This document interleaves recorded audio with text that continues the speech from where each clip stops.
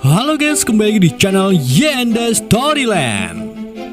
Di video kali ini saya akan mendongeng sebuah film fiksi ilmiah berjudul City of Ember yang dirilis pada tahun 2008. Jadi film ini mengisahkan kehidupan umat manusia yang bergantung kepada sebuah kota kecil. Gimana kisah selanjutnya? Mari kita simak alur ceritanya.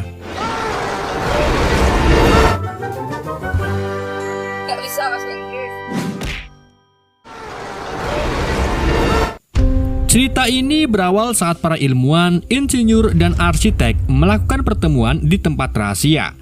Karena kehidupan di bumi yang semakin rusak dan tak layak ditinggali, mereka merencanakan untuk membangun kota di bawah tanah dan mengisolasi para warga kota dari dunia luar. Oleh karena itu, para ilmuwan dan yang lain mendirikan kota yang diberi nama Ember, yang letaknya di dalam bawah tanah. Tidak cuma itu, mereka juga membuat sebuah kotak yang ditetapkan waktunya dalam 200 tahun. Di dalam kotak itu, memberitahukan jalan keluar dari Ember. Jadi, jika sudah 200 tahun, maka kotak itu akan terbuka sendiri kuncinya. Dan untuk menyampaikan isi kotak itu ke orang-orang di masa depan, mereka memberikannya ke wali kota dan akan diwarisi secara turun-temurun ke wali kota berikutnya. Tapi sayangnya, hal tak terduga terjadi. Wali kota yang ketujuh tiba-tiba meninggal. Kotak itu pun menjadi terlupakan. Seiring berjalannya waktu, kotak itu terbuka dengan sendirinya sesuai dengan waktu yang telah ditetapkan. Bersama dengan itu, kota Ember kini mengalami keterpurukan. Satu-satunya generator yang dipakai selama ratusan tahun untuk menyalurkan listrik mulai rusak dan sering terjadi mati lampu. Tak hanya itu, pasokan makanan, obat-obatan, dan kebutuhan lain pun kini menipis. Hari penugasan pun tiba. Hari di mana murid yang lulus dari sekolah Ember akan mendapatkan pekerjaan demi keberlangsungan kota Ember tercinta. Ada beberapa tugas yang ada di kota tersebut, seperti memperbaiki saluran pipa, tukang listrik, penanaman sayur, pembawa pesan, penjaga gudang, dan masih banyak lainnya.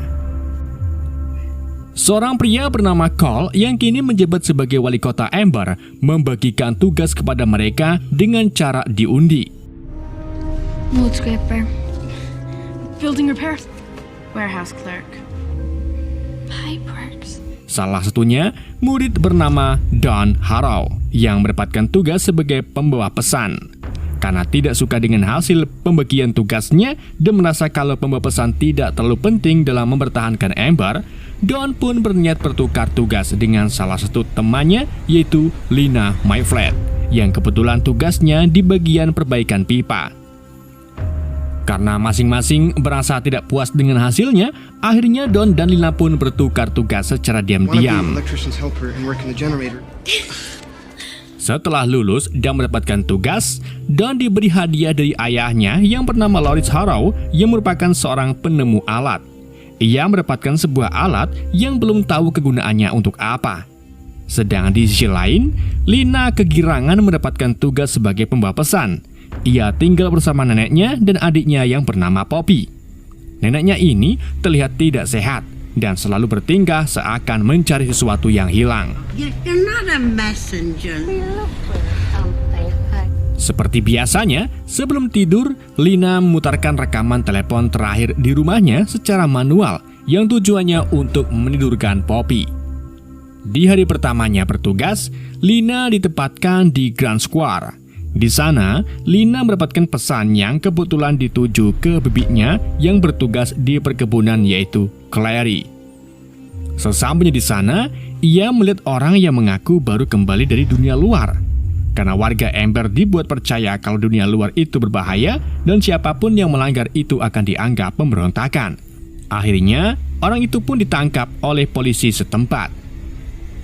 Sebelum Lina kembali bekerja, ia menemukan benda yang orang tadi bawa dari dunia luar. Ternyata itu adalah antena dari hewan kumbang tapi dengan ukuran yang lumayan besar. Di lain tempat, Don yang bertugas di bagian pipa magang bersama teknisi bernama Sul. Mereka memperbaiki pipa-pipa yang bocor, tapi karena sudah 20 tahun ini pipanya tidak ada, akhirnya selama itu Sul selalu menambal pipanya. Don yang dari dulu ingin memperbaiki generator kemudian punya inisiatif untuk ke ruang generator sendiri. Tetapi karena ruangan itu terkunci, akhirnya Don mengambil peta diam-diam dari kantong Sul yang lagi tidur. Ketika Don sedang mencari jalan lain menuju ke generator, ia malah masuk ke dalam sebuah ruangan, lalu bertemu dengan Loper, salah satu pekerja di situ yang kemudian mengusirnya. Selang beberapa menit, Don diusir, listrik kota Amber kembali mati, dan sejauh inilah waktunya yang terlama.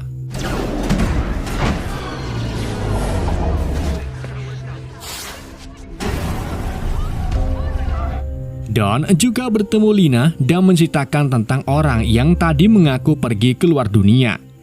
Lalu, Lina memberikan antena kumbangnya kepada Don. Setelah itu, Lina kembali ke ruangannya dan menemukan Poppy sedang memegang sebuah kotak kecil. Neneknya yang melihat pun terlihat senang karena ternyata suatu yang ia cari-cari sudah ketemu, yaitu kotak kecil tersebut. Tak lama kemudian, Lina kembali bekerja. Kali ini, Lina diminta untuk menyampaikan pesan ke Mayor Cole oleh Loper. Pesannya yaitu kapalnya sudah siap. Ketika Lina mau menyampaikan pesannya ke Mayor Cole, ia melihat foto kakek buyut dan buyutnya yang ternyata adalah wali kota Amber ke-7. Dalam foto itu terlihat ada wali kota pertama hingga ke-7 memegang sebuah kotak kecil yang ia temukan di rumahnya. Setelah menyampaikan pesannya itu pun, Lina langsung ke rumah untuk melihat kembali isi kotak tersebut. Di dalam kotak itu, ada kertas yang sudah disobek-sobek oleh Poppy, dan juga ada satu kepingan yang tidak tahu apa gunanya. Tak lama kemudian, nenek Lina meninggal. Karena penasaran dengan isi pesannya, Lina menyusun kembali kertas itu dengan lem. Dan salah satu kata yang jelas adalah perahu dan pekerja pipa. Lina pun langsung menemui Don, lalu pergi ke sebuah ruangan, tempat di mana para pembangun meninggalkan sebuah buku. Dalam salah satu halaman di buku itu, isinya sama persis dengan kertas yang ditemukan oleh Lina. Di situ tertulis tentang instruksi keluar dari Amber. Mereka pun langsung pergi ke tempat kerja pipa bawah tanah untuk mencari tahu. Ketika mereka masuk ke dalam bawah tanah, tiba-tiba ada tikus raksasa mencoba untuk menyerang mereka.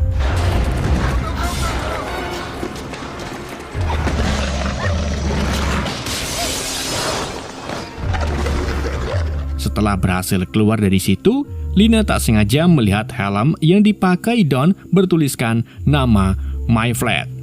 Don juga menceritakan kalau orang yang pernah pakai helm itu meninggal karena tenggelam. Lina pun langsung berpikir kalau orang yang dimaksud itu adalah ayahnya. Completely empty. We're gonna run out of food. That helmet before me drowned. And pretty soon it'll be black for good. Saat Lina sedang di jalan, ia bertemu temannya yang bernama Lizzie yang bertugas di bagian kasir. Tak disengaja, Lizzie ternyata membawa beberapa bahan makanan. Salah satunya nanas kaleng yang tentu saja sudah lama sekali jarang ditemui. Lizzie mengaku kalau ia mendapatkan semua itu dari pacarnya, yaitu Loper. Lina pun curiga dengan Loper, ditambah lagi ia pernah menitip pesan ke Mayor Cole. Lina dan Don kemudian pergi ke ruang bawah tanah tempat kerjanya. Di sana, ia masuk ke sebuah ruangan yang sudah dicurigai sejak lama. Dan ternyata, di dalam ruangan itu dipenuhi dengan ribuan makanan. Yang lebih kaget lagi, di situ ada Mayor Cole yang sedang tidur pulas dengan memegang salah satu makanan tersebut. Kini, Lina dan Don tahu semua kebohongan Mayor Cole yang pura-pura mencari solusi untuk Amber. Padahal dirinya lah yang korupsi semua kebutuhan Amber. Ketika Don sedang di rumah Lina, ia memutar rekaman teleponnya. Ketika mendengarkan rekaman itu, Don menemukan kalau ayahnya dan orang tua Lina saling kenal, serta rencana mereka dulu untuk keluar dari Amber. Don kemudian pergi ke ayahnya dan penjelasan tentang rencananya untuk kabur. Dad could count you in. They didn't, Dad. I have proof. Thought so too. And I got him killed. Sementara itu di lain tempat, Lina melaporkan kelicikan Mayor Cole ke penjaga. Tapi ternyata penjaga itu salah satu tangan kanan Cole dan malah melaporkan Lina ke Mayor Cole. Mereka pun mencoba untuk menangkap Lina serta kotak yang Lina bawa. Untungnya, lampunya tiba-tiba mati dan kesempatan Lina untuk kabur. Sebelum kabur, Lina juga berhasil mengambil sebuah kepingan dari Cole yang mirip dengan di kotak kecil.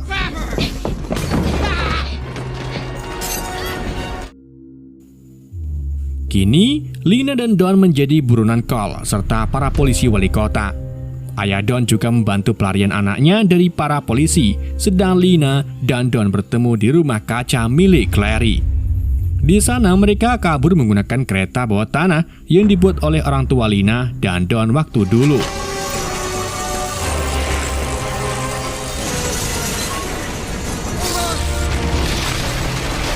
Lalu, mereka pun berakhir ke sebuah bawah tanah. Saat dilihat-lihat lagi, dua keping itu dihubungkan dan terlihat bentuk generator. Don langsung menyimpulkan kalau jalan keluarnya ada di ruang generator. Dan sebelum mereka pergi, Lina berniat untuk menyusul Poppy agar ikut dengan mereka. Setelah itu, mereka langsung menuju ke ruang generator yang terkunci. Tak ada yang tahu kunci generator, bahkan Sul yang sudah lama bekerja di situ pun tidak tahu di mananya. Hingga akhirnya Lina tiba-tiba melihat ke kertas instruksi dan arahnya tertuju ke sebuah loker. Kemudian ada salah satu loker yang bisa digeser. Saat dilihat di dalamnya terdapat ratusan loker lainnya, dan ketika dilihat lagi, itu adalah perahu yang digunakan untuk keluar dari Amber. There's another one. Look.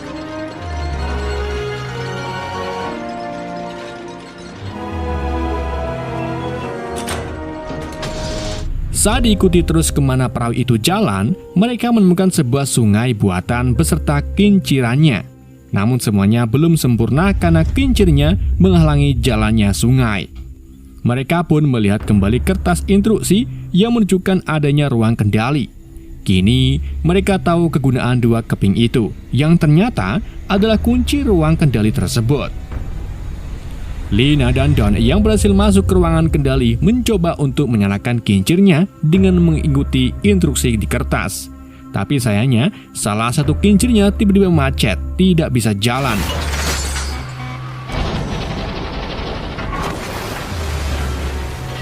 Don pun akhirnya minta bantuan ke Sul untuk memperbaikinya. Setelah kincirnya berjalan normal kembali, hal itu pun berpengaruh untuk kota Amber yang tiba-tiba muncul air lagi setelah sekian lama.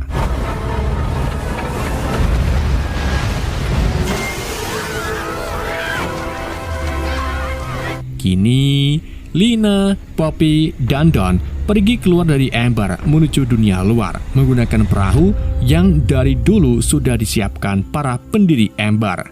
Tapi saat ingin mengajak Sul, ia malah menolak dan berniat untuk tetap menjaga saluran airnya agar tak tersumbat lagi. Mereka pun menuruti apa kemauan Sul dan mulai menyusuri sungai menggunakan perahu.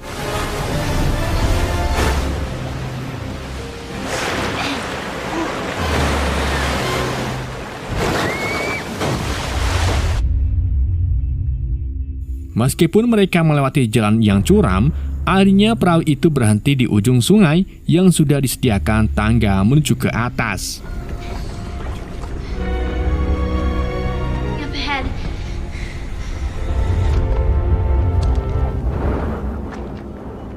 Setelah berhasil keluar dari bawah tanah, mereka heran karena sama saja terlihat gelap, padahal mereka sampai di waktu malam hari.